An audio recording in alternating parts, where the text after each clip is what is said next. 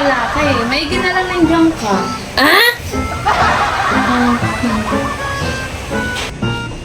Uy, Mareng. Kamusta ka na? Okay naman. Bakit ka nga pala napunta dito? Ano na namang pakay mo? Ayun na nga. Marami ako i-chika sa'yo, Marie. Grabe, ang dami-dami kong nalaman kahapon. Nasagap ng mga chismis sa tabi-tabi kahapon. Gusto mo bang malaman kung ano-ano yung mga yun? Ako naman ay hindi chismosa, Mareng. Pero kung kung may kukwento kay Sige, ano ba yun? Ito naman. Alam ko naman may pagka-chismosa ka rin. Kung nanay ka pa dyan, Marie. O, ito na nga.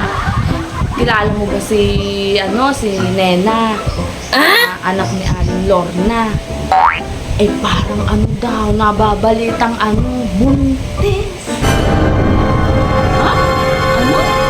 Si Nena? Anak ni Aling Lorna? Ang bata-bata pa nun na.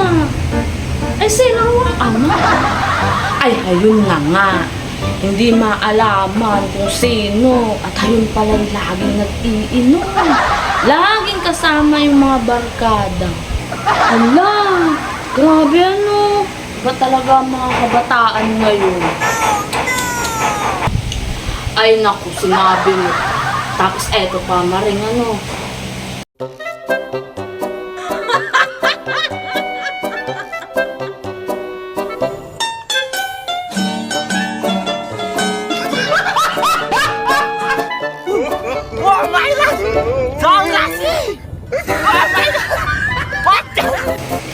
Grabe. Ang dami mong baon. Maring ano. Baka talagang sumagap ng chismis. Talagang kumpleto. Oh, Maring ako pa. Ay, teka, Maring, maiba ako. May 2,000. Eh, kasi wala na kasing pagkain ng aso ko. Kasi yung pagkain mo na, hindi ako kumakain ng kung ano-ano. Eh, kaso wala nga akong pampiling pagkain niya. Kaya, utangin mo muna ako. 2,000 lang. Babalik ko din naman agad.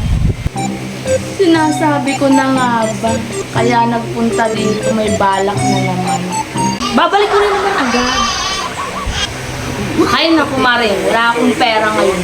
O, yan. Magkupit ka na lang ng kuko. Anong gagawin ko dito sa nail cutter?